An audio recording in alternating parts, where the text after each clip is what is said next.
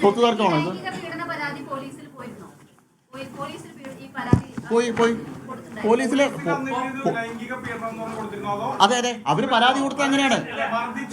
അല്ല പരാതിയിൽ എല്ലാം പറയുന്നുണ്ട്. പരാതിയിൽ മർദ്ദിച്ചു എന്നും എന്നെ ഇത്തരത്തിൽ ഇങ്ങനെ ചെയ്തു എന്നൊക്കെ പറഞ്ഞിട്ട് കൊടുത്തിട്ടുണ്ട്. പക്ഷെ പോലീസിന് ഇന്ന് ഇന്ന് ടെക്നോളജി ഡെവലപ്പ് ചെയ്ത കാലമാണ്. മൊബൈൽ ടവർ മറ്റേ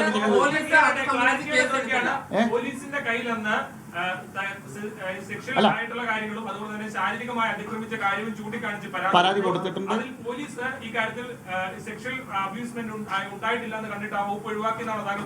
അതെ അതെ അതെ അവര് കോടതിയിൽ നിന്ന് ഡയറക്ഷൻ വാങ്ങിയിരുന്നു. കോടതിയിൽ നിന്ന് ഇത് സംബന്ധിച്ച് ഡയറക്ഷൻ വാങ്ങിയിരുന്നു. കൃത്യമായിട്ട് അന്വേഷണം നടക്കണം എന്നൊക്കെ പറഞ്ഞ ഡയറക്ഷൻ അവര് വാങ്ങിയിരുന്നു. എഫ്ഐആറിന്റെ കോപ്പി ഞാൻ എടുക്കാം. The crime number 712/2004 Town North Police Station. അതിൽ പറയുന്നുണ്ടല്ലോ, the prayer of the petition, the petition may be permitted to the investigation.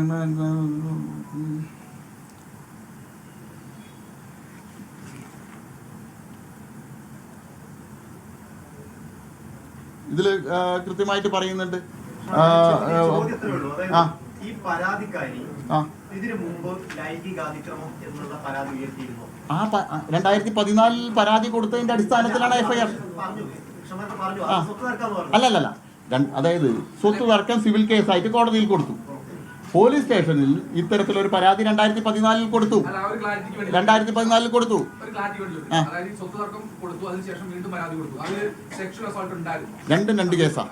രണ്ട് കേസാ. സിവിൽ കേസ് കോടതിയിൽ കൊടുത്തു. കോടതിയിലാണല്ലോ കൊടുത്തു. എനിക്കെതിരായിട്ടുള്ള ഈ കേസ് ടൗൺ നോർത്ത് പോലീസ് സ്റ്റേഷനിൽ പരാതിയായി കൊടുത്തു 2014. അല്ല എല്ലാ കാര്യങ്ങളും ചേർത്തിട്ടാണ് ഇപ്പൊ ആരോപിച്ച മുഴുവൻ കാര്യങ്ങളും ചേർത്തിട്ട് തന്നെയാണ് പരാതി കൊടുത്തിരിക്കുന്നത്.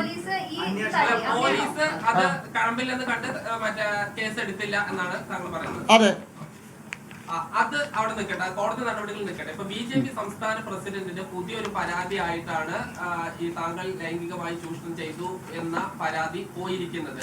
അതാണ് ഇന്ന് വാർത്തയായി വരികയും ചെയ്തിരിക്കുന്നത്. അല്ല ഞാൻ പറഞ്ഞല്ലോ 15-ലും 20-ലും ഒക്കെ പൊട്ടിച്ചിട്ട് പൊട്ടാതെ പോയ സാധനം അന്നത്തെ നേരത്തെയുള്ള BJP സംസ്ഥാന അധ്യക്ഷന്മാർക്കും ഒരേ 15-ലും 20-ലും ഒക്കെ കൊടുത്താണല്ലോ.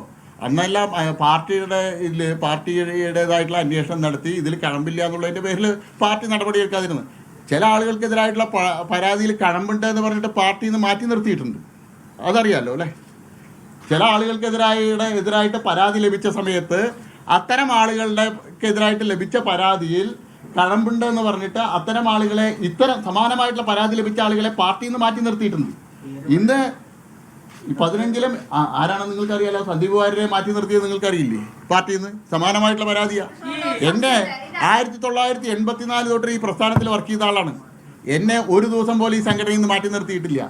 എൻ്റെ മടിയിൽ കനവില്ല.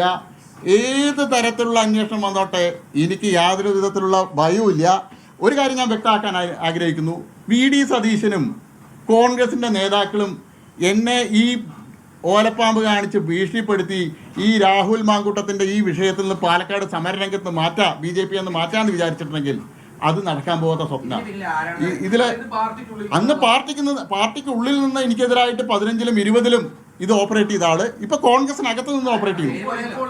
ആരാണ് ഓപ്പറേറ്റ് ചെയ്തത്? 2 ദിവസം മുമ്പ് ആരാ നനഞ്ഞ പടക്കം പൊട്ടിക്കും തേങ്ങ ഉടയ്ക്കും പറഞ്ഞ് ആ സ്വാമി തന്നെ